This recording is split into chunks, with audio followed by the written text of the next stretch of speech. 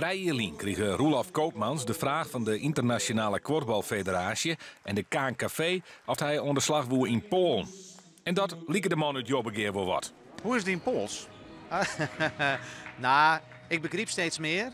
En dat is maar goed, want dan weet ik waar ze het door hebben. En het is een verschrikkelijk moeilijke taal voor u, maar dat is Pools, Nederlands, ik voor hun. Nee, we spraken het algemeen al goed Engels, dus het is net echt nodig om Pools te leren. Een van de Poolse vrouwen speelt intussen al in Nederland. Hello, I'm Tamara Siemeniuk, Polish national team player. And you're also a player in Holland with LDODK. How come? Yes, oh, this is a long story. It started 1 year ago. Our coach, Roelof Koopmans, he's Dutch and he has a lot of connections here. He said, Tamara, you have to go, you have to develop.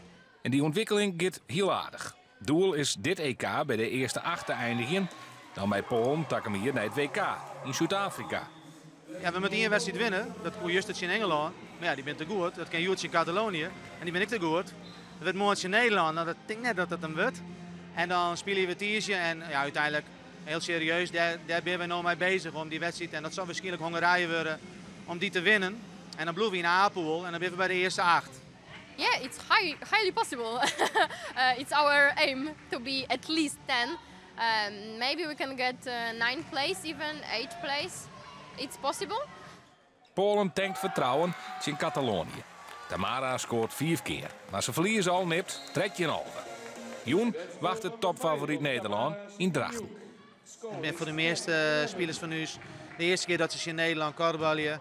En ze moeten net bang wezen voor die 40 of 50 goals. Ja, die gebeuren. Hè. Aanstaande Tiesje moet het voor u gebeuren. Want dan kan Polen bij winst het WK-ticket pakken.